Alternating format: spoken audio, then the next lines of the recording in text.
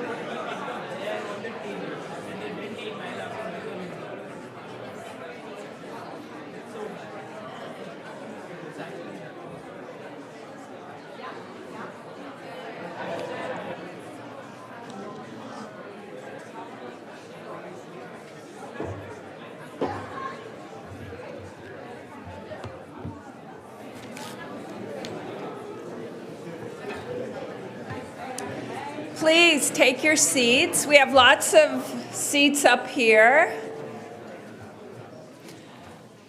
So good afternoon. I'm Ann Harrison. I'm the Dean of the Haas School of Business. Welcome to today's Dean's Speaker Series. It's jointly sponsored by the David Aaker Distinguished Lecture Series in Marketing. I am delighted to welcome David Aaker, Professor Emeritus, back to Haas for this yearly event. And today we are also especially pleased to welcome his daughter, Dr. Jennifer Aaker, who joins us today from Stanford's Graduate School of Business, where she's a professor. As many of you are aware, David Aaker is recognized as one of the world's top marketing strategists, and he was recognized in 2015 when he was named to the Marketing Hall of Fame. He's known for the widely used Aaker brand identity model, which some of you may have already utilized in your studies at Haas. He's written many books. Some of the better known ones I have here. This one, Creating Signature Stories, is very well known. Here's another one, Aaker on Branding, 20 Principles That Drive Success. Dave has been on the Berkeley faculty since 1968. He's currently the E.T. Grether Professor of Marketing and Public Policy Emeritus. He also serves as Vice Chairman of Profit Brand Strategies, a San Francisco consulting firm founded by two Haas School alumni who were greatly influenced by his teaching and his ideas, Scott Galloway and Ian Chaplin, both MBA 92.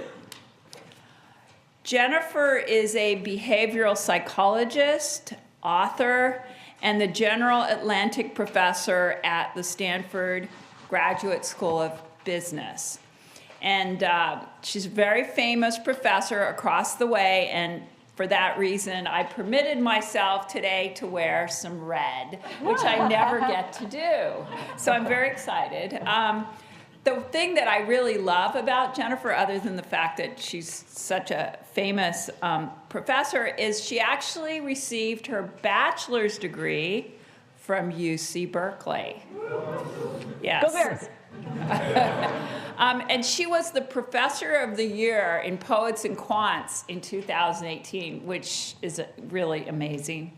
Her current research focuses on the differences between happiness and meaning, the power of story in decision-making, there's a family theme going on here, and how to build global brands across cultures. She's the recipient of the Distinguished Scientific Achievement Award from the Society of Consumer Psychology. She's also co-authored the award-winning book, The Dragonfly Effect. I am really looking forward to their conversation. I'm really curious to see how they've influenced each other, both personally and professionally. I've actually never seen such an incredibly distinguished father-daughter academic pair before. This is certainly the first time I've ever seen something like this. So please join me in welcoming Professor David Aaker and Dr. Jennifer Aaker.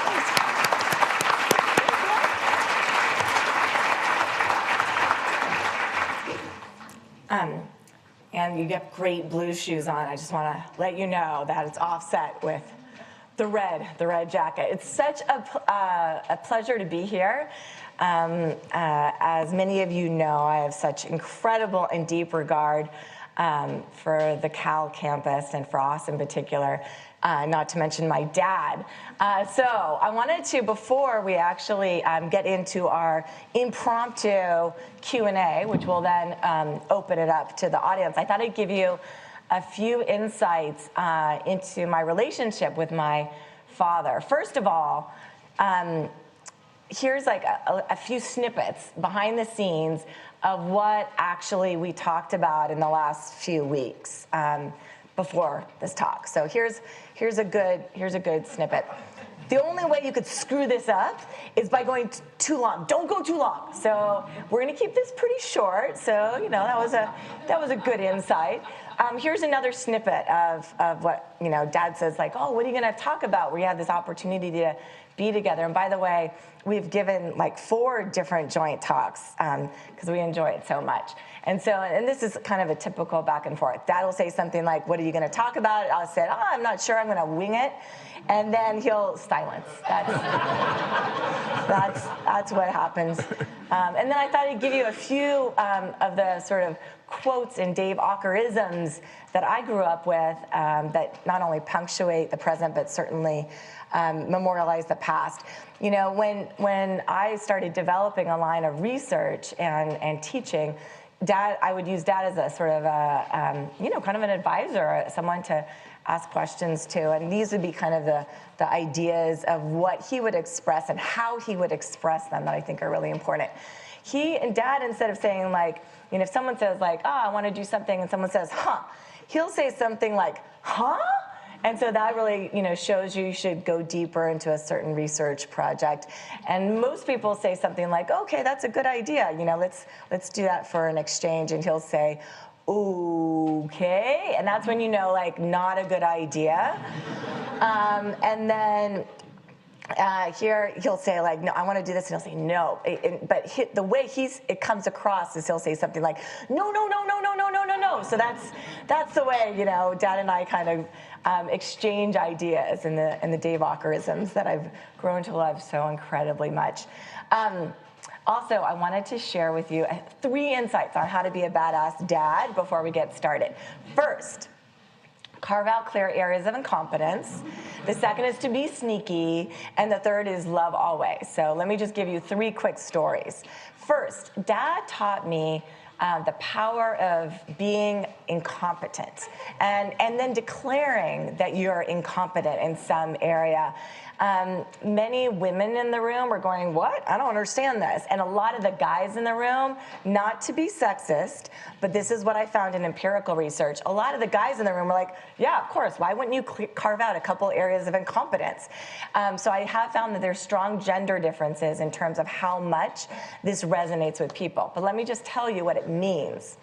1, Dad, here's Dad holding me and this is Mom. Say hi, Mom. Everyone say hi, Mom. This is Mom taking a picture of my dad. He made it clear that he was not good at changing diapers. Like, he tried to change diapers, but he couldn't do it well. And so that was one area of incompetence. A second one is being neat and, like, you know, not sloppy. This is Dad in the 70s getting a little messy with some cake. But this had such influence on me because I didn't really feel like I had to be this perfect child, this perfect academic, perfect teacher. And so one of the ways that I manifested this clear areas of incompetence is declaring to my entire family that I could not cook. And I still do not cook. And every now and then when someone asks me to try and cook, I'll almost purposely burn myself and then take a picture of how I burned myself to show everyone how bad I am at actually cooking. So if you want to be a great parent or a great inspiration, I would mention this. To say nothing about the time the fire station was called to put out the fire. Yeah, it's true. In the kitchen. Yeah, I was proud of that moment. The dinner guests were like, don't worry that the fire engine, you know, there's 2 fire engines outside. And I'm like, no, this is a great story. The second one I would say is to be sneaky about things and brand things. So one of the most beloved traditions that happened in our house when growing up is these things called special days, where my mom would basically, you know, let's face it, do the large majority of the parenting and raising of us. But my dad wanted to make sure that we had some good, memorable moments. So he branded these things called special days, where he would take me or my 2 sisters one-on-one on a special event. And he'd call it special days, and Mom would take pictures, and then we would do them. And so one was incredibly poignant, which is like to go to a Cal basketball game, and he would get us, you know, popcorn and snacks. It was fantastic. And later on, I realized, what were these special days all about? And he said, well, basically, and by the way, this is some also empirical research where I asked people, to remember their happiest childhood memories. Mine, of course, were these special days. And he would say, oh, special days actually ended up being things that I really wanted to do, like go to a Cal basketball game, and you would never want to go. But if I told you we're going on a special day and you didn't know where we're going to go, you would love it. So it was this great way to reframe things. If we have time, I'll talk a little bit more about this research. And the third and the last thing that I'll say about my dad before we start is love always. So I was incredibly lucky to grow up in a family that had this culture of abundance and love, that you can do anything and you'll be supported forever and always. And this was a moment where it was a particular low moment for me. Actually, I was here at Cal and I went to Paris for a year, which sounds beautiful, but I was very lonely. And Dad called up one day and he's like, you sound really lonely. Let's meet in England and we'll go shopping. So he flew to England and we went shopping, not for good clothes, but for actual, colorful clothes. And so I wanted to share these three incredibly powerful moments that have punctuated my life. And I feel so blessed to have you as my dad. I love you. All right. Well, it's Jennifer said.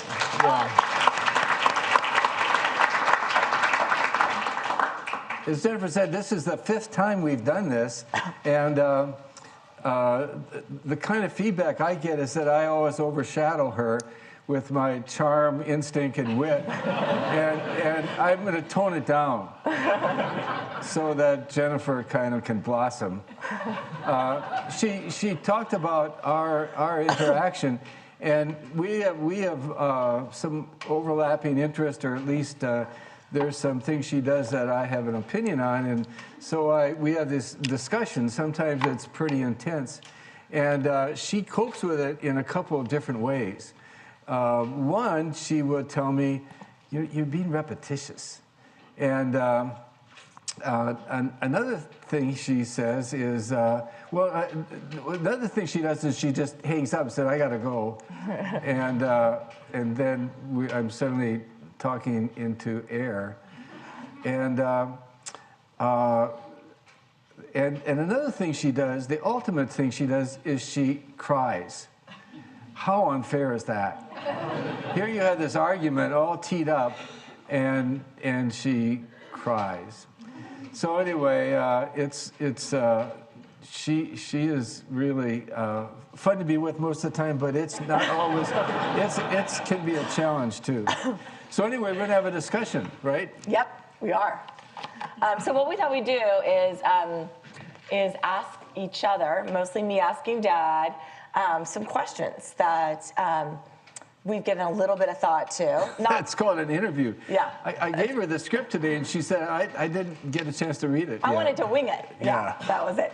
All right, so we're gonna start with, do you have an early memory of me?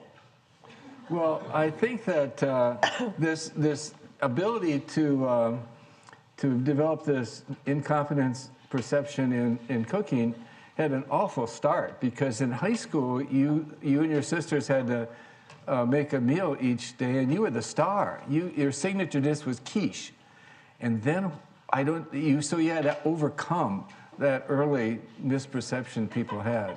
So yeah, it's true. My classic quiche. Do you guys know that quiche can be served for breakfast, lunch, or dinner? So, and if you make it with graham cracker crust, it's like a dessert too. So. Yeah, so I overcame that. So that's your earliest memory of me? Pretty much, okay. Yeah. All right. Well, I have to say that you've already given me a list of stories I could not tell. Oh, yeah. Because A, they were not politically correct but funny, or they were politically correct but not funny. So we're stuck with quiche. All right. So out of all 3 daughters, which one is your favorite? Oh, I have to say Jolene, because she was the best athlete in college. No, I'm just kidding. I like all of them. Who's your favorite sister? I really love Jan because you just said Jolynn, so we need to balance that out. see. Jan, if you're watching, I love you just as much as Dad loves Jolynn. So we're all just going to align there. Okay, good. All right, so excellent. What work of yours really bombed? Oh, my thesis. I did this stochastic model of consumer behavior where you predict a purchase given a knowledge of the last few purchases. It took 5 hours of computer time just to run the data. And I generated 4 or 5 articles that had zero impact on any sort of thought stream in my field, that had zero impact academically and had zero impact in industry. It was a very tired topic at the wrong time with the wrong technology. It was awful. Okay, so I didn't know if so by the way, we have the questions, but I don't know what the answers are because I was going to wing it. But I need to beg to differ on that one. I know I'm going rogue right now. You know something worse? What? A worse article that I did? Yeah. Is that what you're going to tell? No, I'm just going to tell. So guys, dude, that's like the pinnacle of success in academics, that he produced 5 published papers out of one body of work. It's just unheard of. So let's just all take that with a grain of salt. Yeah, do you have like a real worst piece? That was pretty bad. I mean, I think that's by far the least impact work I've ever done. Okay, well, anyway, what you're seeing here is that you define best as impactful. Yeah. Okay, all right, accept that. I mean, at the minimum, one person had to read it. Okay, yeah. I'm very excited to go read it this evening, so then you can like find a new worst piece of work. All right, so talk a little bit about your work on branding. How did you get into it? Well, I was in the, goes back 25, 30 years ago, but I was really into strategy, business strategy. And I wrote a book on it, and I was doing a lot of research on it. And I came to believe that firms were too focused on short-term financials, and they weren't building assets. So I, in a grandiose sort of inspirational moment, said, I'm going to help people build assets. That's going to be what I do. And then I sort of looked around and said, what assets should I focus on? And I had, coincidentally, had just done a study in which I asked 200 executives, what is your sustainable competitive advantage? And I got a list of 50 of them, and the top one was perceived quality. The number 3 was brand awareness, and number 10 was customer base. So 3 of the top 10 were brand elements. And so I thought that made sense. So I was going to go into branding. And I had done a lot of work in advertising and market research, and it all supported that. And your most impactful branding piece? I guess it'd be my second book, Building Strong Brands, because that was the book that had a model I now call the brand vision model to help you actually manage brands and build brands. And the basic idea of the model was that it's brand's more than a 3-word phrase. And at that point, the agencies were really running brands, and they wanted a 3-word phrase so they could, get an advertising campaign going. And so I said, no, it's 6 dimensions, 10 dimensions, 12 dimensions, not a 3-word phrase. The second thing I said was that we don't know in advance what those dimensions are. You can pick the dimensions that fit your brand and your context. It's not a fill-in-the-blocks model. And a lot of these advertising agencies had a bunch of boxes. What's your personality and what's your benefit? And so it wasn't a fill-in-the-box model. And those were the 2 main characteristics of this, the model that I put down to run your brand. Great. Talk a little bit. So, by the way, I got my PhD at Stanford and went to UCLA and taught the marketing core class there for a long time. And then when I came back to Stanford, they were kind of desperate for someone to teach brand. So I taught building innovative brands. Actually, I did it at UCLA too. But I wasn't really overly interested in brands. So, and so I'm like, oh, what's a good book that you've written? And he told me, I think probably the second book. But because I didn't do my research because I was winging it. You didn't write it down when I told you. No, I didn't write it down, no. And so I just accidentally assigned his old first book from 1990, Managing Brand Equity, which, by the way, is a fantastic book. I haven't read it, but my students love that book. I just heard it's doing well in China. Yeah, no, it's totally visionary. But it was interesting. So note that with a caveat. The first book is actually quite good, at least if you ask my students. All right, so a blog on Kraft Heinz. Oh, this is the other fun thing to know about Dad. So who follows him on LinkedIn or Profit or Medium or any of his writings? Okay, so a few of you. A recent writing of his went what we might call viral. Now, virality is not a strategy, it's a happy outcome, which was an insight that one of my friends, Orrin Jacobs, shared with me when I was teaching here at Cal. But can you talk a little bit about how this blog went viral? That's a really good question. I'm not. Thank you. It's right here. No, that's you didn't. No, that wasn't the question. But anyway, a week ago, last Friday, Kraft Heinz lost 27% of its stock in one day. And they had a $16 billion write-off. They wrote down brand value.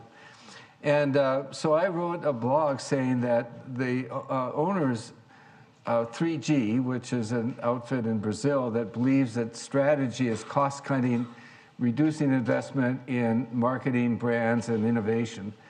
And I said, this shows that their method is a failure. And then I compared it to Unilever that takes the opposite tact, and I compared it to Schlitz Beer, who back in the 70s lost $1 billion with the same philosophy leading them down the wrong path.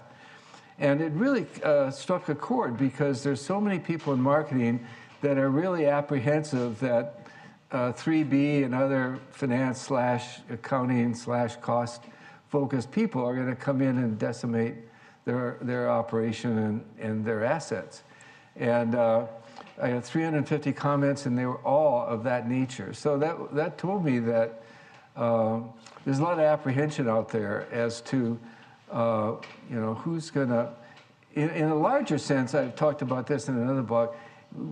Capitalism is under attack, and it's not clear if it will survive. And one way it has to survive is to get away from so focused on short-term financials and doing the kinds of things that 3G did to Kraft Heinz.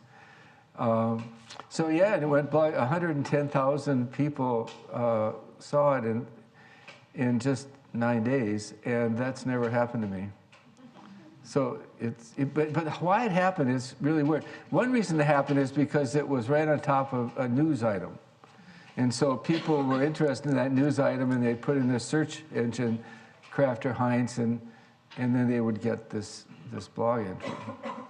So a little side note, one thing that I admire so much about my dad is not just that he's always been such a pioneer of ideas, really on the bleeding edge of a lot of trends, and crafting the way leaders lead. And this seminar series is a great example of capturing that pioneering thought. But the second one is that he has a real sense of responsibility that I think, a lot of the leadership here at Haas has really embraced. And this idea of thinking about the future of capitalism and the future of our world is something that I think that seeps into your blood and you think about every single day. So I just wanted to say how much I admire that. I wrote a blog called The Soul of Capitalism, and I said, who's going to save capitalism? And my answer was, it wasn't the business, it wasn't government, it's all of us. It's got to be business and government, but it's also got to be consumers and suppliers, consumers that support companies that have a higher purpose and that are in in this game for more than just making sales growth and profits. Yeah, and I just add on to that, I think also families as an institution. It doesn't matter if it's just your family or if your family has a foundation, but I think that that's also another institution of potential change in the future. So on that, what do you think is the future of branding, or where do you think we're going from a branding angle? Well, I think that branding is really in a tough spot. Not only from the pressure of the 3Gs of the world, which right now is going pretty well, it's also facing, skeptical and disinterested audiences. It's facing media clutter. It's facing the realities of the digital world. So it's tough. So I think, though, that going forward, the winning brand builders are going to, exercise one or more of three strategies. And one is to have a higher purpose, to be in business for more than just making money. And I think that, there's an old story about this guy walking down a road in Rome or someplace, and he asked the guy, "What are you doing?" He said, I'm laying bricks, and I'm really good at it. And he asked the next guy a few steps down, "What are you doing?" And he said, "I'm building a wall. Look at this wall." And then he asked the third person, "What are you doing?" And he said, "I'm building a cathedral." Well, it turns out that employees, and especially millennials, they want to work for companies that are building cathedrals. They're not interested in companies that are just laying bricks well. And customers, too, want a relationship with an organization they can respect and like, and they, too, are looking for something, an organization that's more than that. And and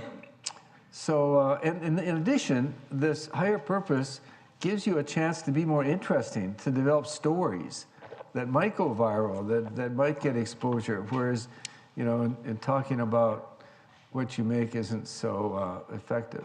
Second thing is that the customers really aren't interested in your offering, your brand, your firm. It's tragic, but it's true. They're just not.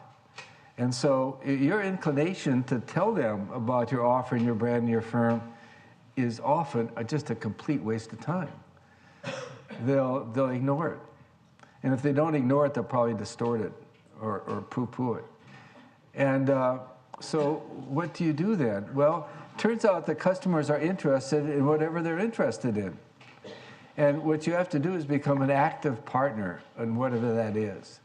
So take, for example, Sephora Insider, Beauty Insider, or is it, Beauty Insider. It used to be Beauty Talk.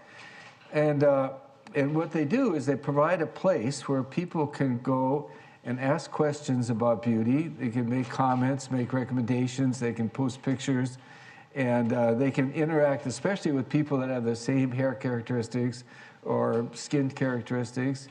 And so you can have a whole group that have dry skin and what kind of, and greasy hair or something.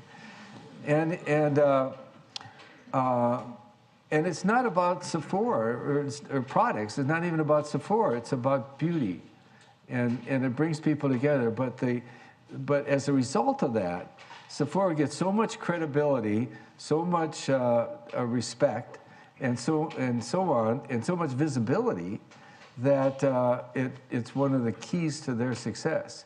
So that's called a brand community, and that's one way to do that. But there's lots of others as well. And the third thing is that, and this is going to be the subject of my next book, and it was treated a little bit in my brand relevance book, and that is the only way to grow is to create what I call must-haves that define new subcategories, and then manage those subcategories so that they win in the marketplace and create barriers for others so that you are either the most relevant or the only relevant brand in that new subcategory. And if you look, say, at the automobile industry, for example, you have the Chrysler minivan, you have Prius, you have Enterprise Rent-A-Car. All three of those companies went over 15 years with no competition. Chrysler sold 13 million vehicles in that time period with no competition, none. They had created a subcategory that nobody else was relevant to until finally Honda and Toyota generated Sienna and a competitor 15 years later. That's that's what I would say that successful branding people are going to go. All right, let's see if I can do this. So I would argue that one reason you're an amazing dad is that he basically raised us with very similar principles. So for example, we actually, because we're a fun family, we talked recently about our higher purpose, and so Dad recently said, my higher purpose is really to support, my girls and my grandkids. And that's basically kind of it. Like that's really the thing. And I think a lot of families that do have this higher purpose oftentimes have this real clear North Star, and everyone can kind of do their own thing, but also know what's important. The second is, talk about co-creating stories and really getting involved in things that you weren't even interested in. Even though you were sneaky when we grew up, I also have these incredible memories of, I remember when I was at Cal, I guess, and I was a DG, or megas, for a little while, we were how we got to know each other. So I tell my DG story? No, let's not do that. Let's just but I'll share another similarly embarrassing story, but it's just such a good one to make this point. So I decided that I should try out for cheerleading. Now, do I have any skill? Absolutely not. I also have that klutzy gene, so I would kind of hurt myself and I would try out. But Dad, he basically went and he would come to all these football games to show let's study how cheerleaders cheer, and then he would try and show me how to cheer. Now, which was comical, but it does make the point. And by the way, I know it's shocking. I never made it. But I think it just shows this point of you would dive into these interests that you had zero talent at or interest in, but it for that small period of time, it got me to this next phase. And then the third thing on these must-haves, I just think that these special days are must-have moments that any individual at work or at home could do. I'm pretty sure I kind of nailed that. Did I nail that? Yeah, but did I nail that? I think thank you. Oh, thank you. All right, so we're going to switch to stories. Nope, no refuting. I think I nailed that. Everyone else agrees. All right, so let's talk a little bit about stories. How did you get into stories? Well, I got into it because of your teaching stories, and I was always talking to you about what is not a story and what is a story, and you exposed me to the literature, which shows that stories are amazingly powerful. If you compare describing a program or giving facts or logic to embedding those into a story or having those motivated by a story, the story treatment wins not by 20 or 30%, by 300%, 400%. It's just amazing. People remember stories. People are attracted to stories. People change their perceptions and change their attitudes with respect to stories. And one reason for that is that not only are they interesting and intriguing and involving, but also they distract from counter-arguing. So if somebody tells you a description of the Haas program or something, and not only is it not sufficiently interested to get into it, but you counter-argue. You can say, yeah, they're arguing this, but maybe they're just trying to sell me, or maybe they haven't compared it to the right thing. You're counter-arguing. It's just the way it goes. But if a story, it's just a story. You don't counter-argue. So what's your take on signature stories?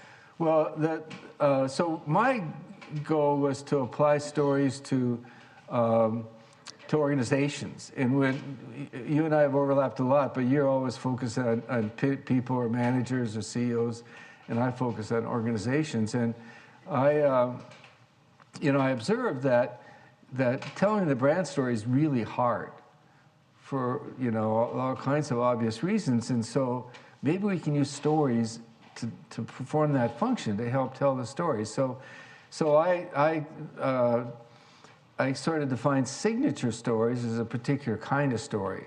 It's a story that has a narrative, a once-upon-a-time narrative. Now, if you ask people, what's your brand story, they'll probably give you 4 bullet points. It has this benefit, it has whatever, this feature. But a story is, once upon a time, a Nordstrom salesman took back 2 used tires because they have a money-back guarantee, and a customer asked him, despite the fact they never had it. So that's an example of a story that has a strategic message about the sort of the customer culture of Nordstrom's and their money-back guarantee. So it tells that story. Instead of making that 2 bullet points, it just tells a story, and then you absorb that. And the second thing that you need from a story is it just has to have a wow factor. It has to pop. You have to say, that is so interesting, I have to tell my friend. It's so humorous, so entertaining, so involving, so intriguing, so informative or something that you just have to share it. And I've spent a good chunk of time trying to get signature stories used by nonprofits, because they usually don't have a big communication budget, and they have stories. Unlike a soap company, they have stories, and so I sort of expose them to this idea, and it's even when they sort of accept the premise, it's really hard for them to implement it. And one of the reasons is they say, okay, a story. Well, then they give you one outfit that I'm close to put out the story that was a volunteer had gone out and said, I went out and saw this person, he was really nice, and I felt really good afterwards. Well, that's not a story with wow. And you really need, that's not helpful. And so it's not easy sometimes to generate those. What have you found about trying to apply stories?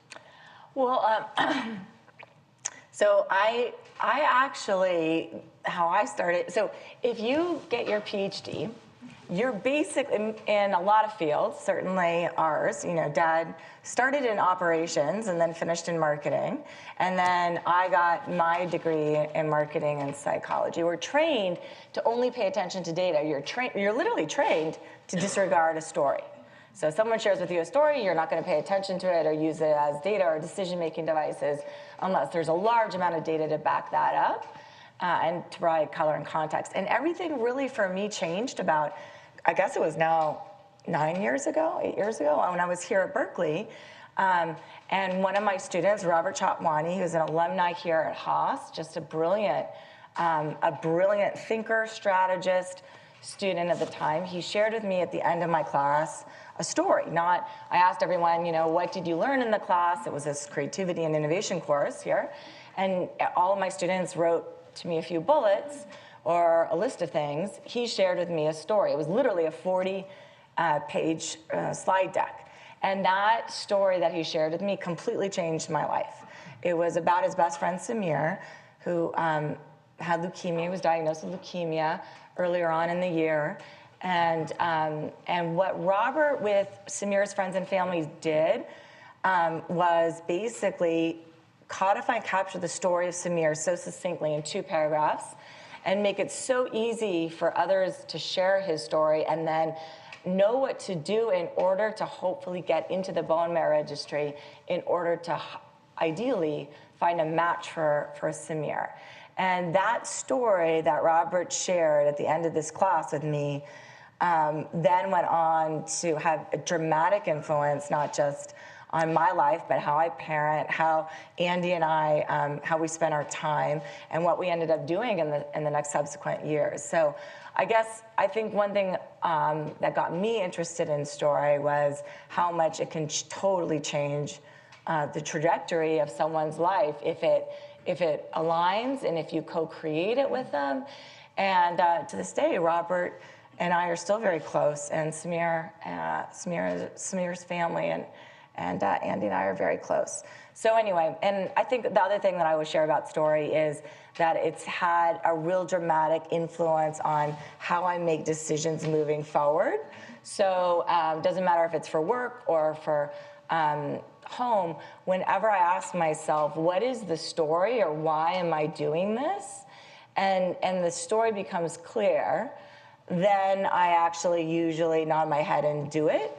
But when I don't know the story or why am I actually moving ahead and making these decisions, that's when I pause. So that's how I've started to think about story. What's your favorite story about me? Well, I gave you a list of 3 or 4 that you said I couldn't tell. Yeah. What's one that you could tell? Yeah.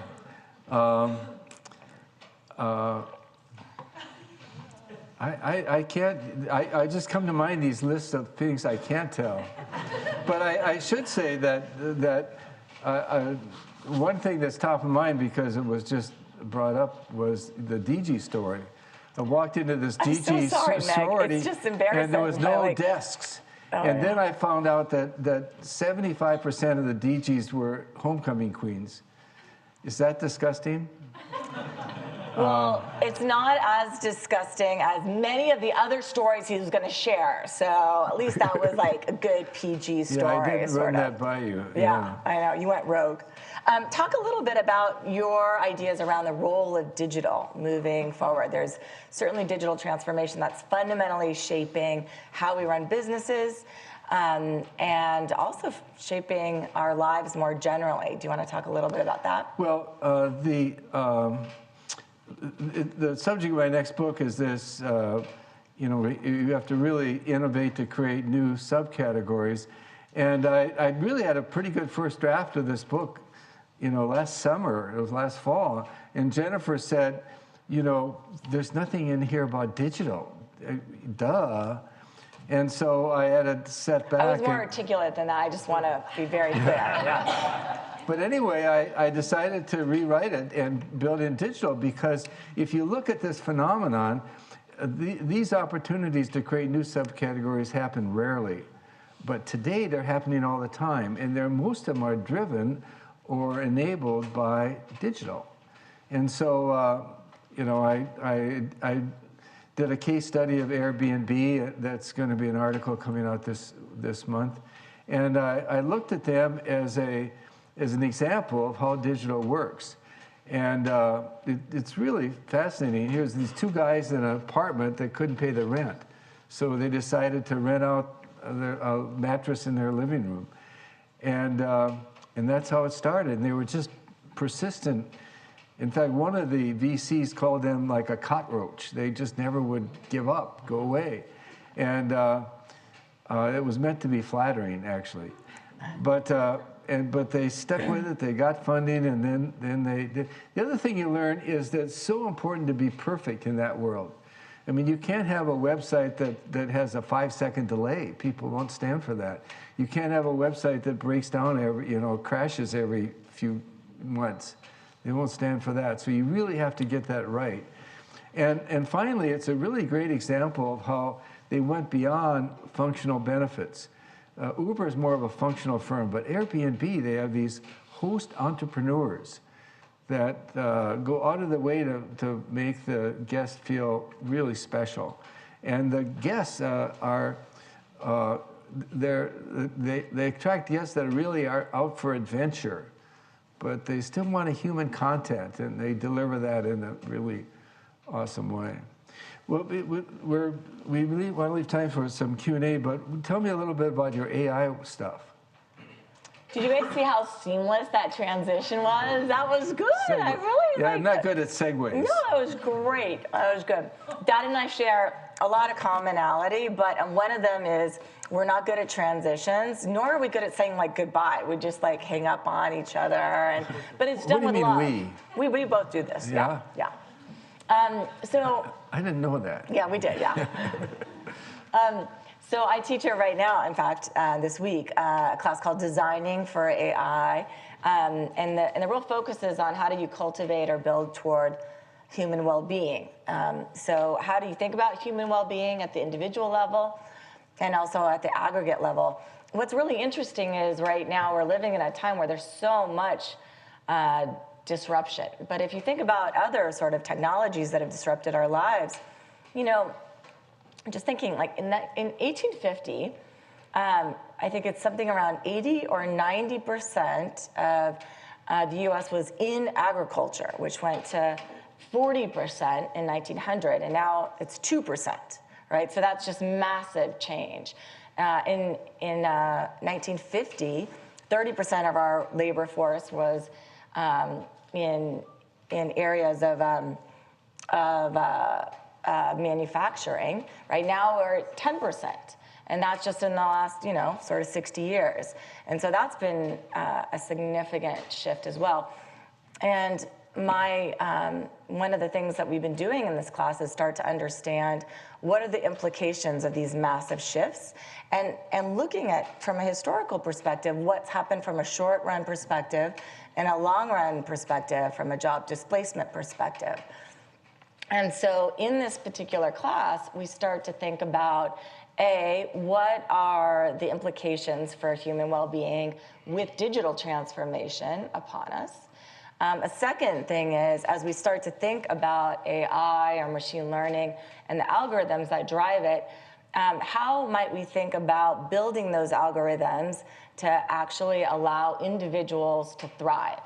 And if you look at how we make choices right now, a lot of times we are making choices based on optimizing sort of short-run happiness.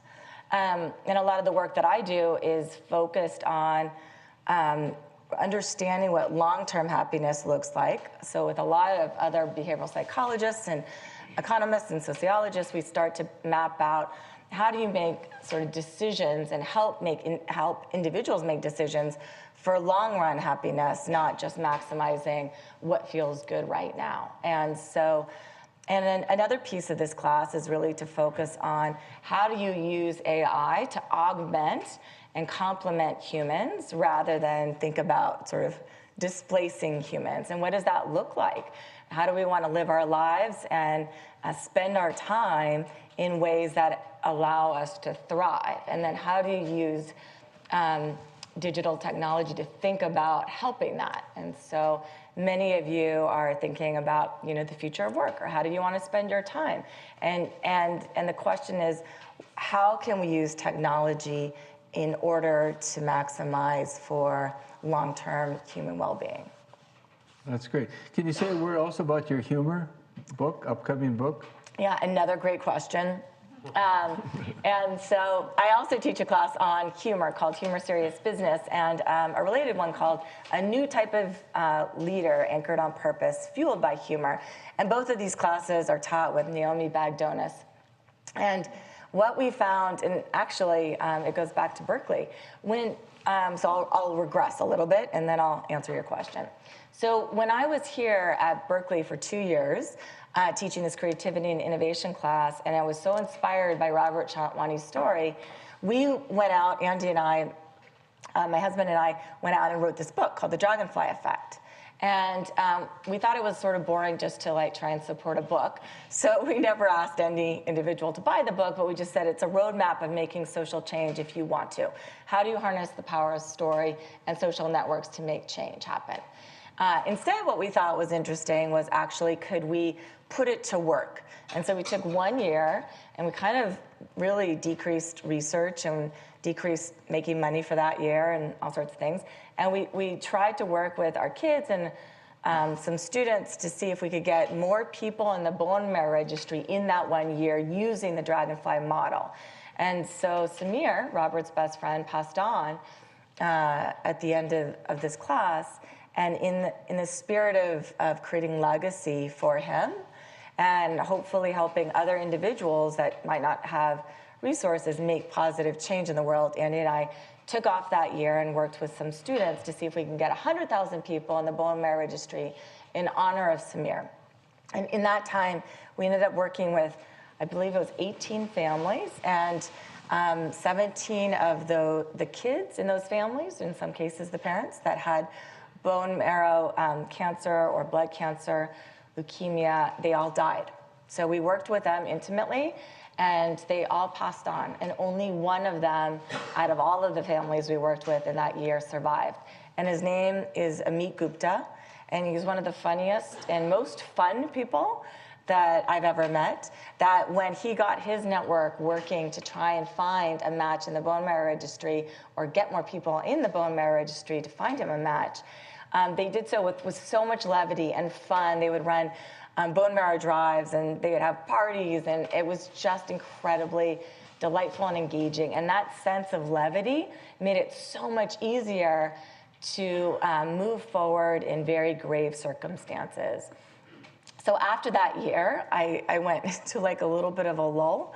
I actually got quite depressed about our impact and our ineffective impact in that year, because we weren't able to help so many families. But I learned a lot in that process, and I feel like I learned that the power of humor really helped us make change happen. And I think that it's really the balance of gravity and levity that gives power to both. And that's what got me really interested in understanding the behavioral science of humor, what happens when people laugh. And not only did it inform a lot of our research, we started teaching these two very, I think, important classes, and we'll have a book out in a year's time. And yeah, it's very exciting. And I have to say, the last thing I'll say, and I guess we'll open it up for Q&A, is the way in which how much laughter sits with me when I think of stories of us growing up with you and Mom. It's really quite remarkable. I don't remember any challenge that we had where we weren't able to eventually laugh at it. So, yes. So anyway, I love you, and maybe we could open it up for questions. Yeah, is there time for any questions, or are we done? Did we use up all our time?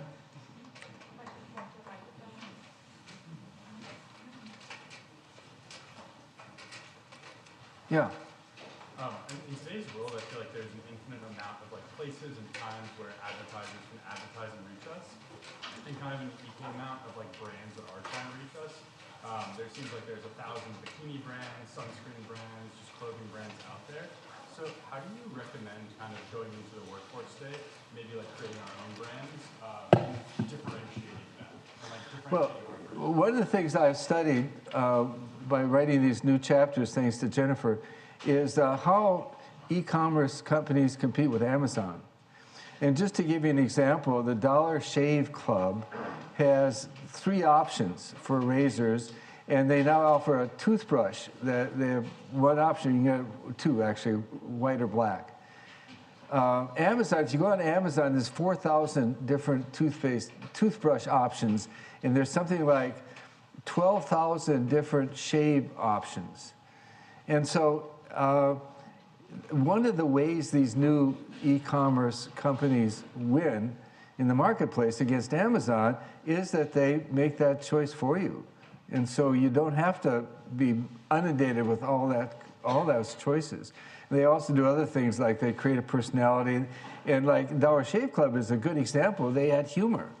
And they got a lot of humorous stuff that goes along with them on their website, and they send a little magazine with each shipment that's humorous. But anyway, cutting down the choice is one.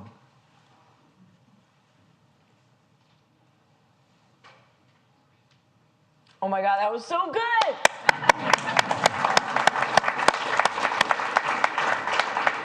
So, Meg, is it okay if we go in the back and mingle informally?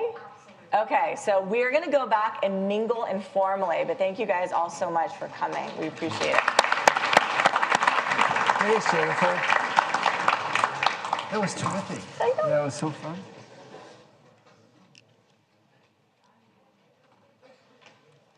I used up my story at the beginning, and so I didn't have any stories.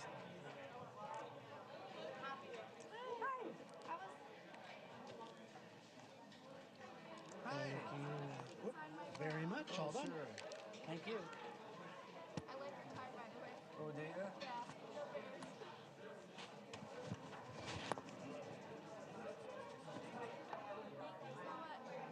Reading it for one of my classes with, Are you?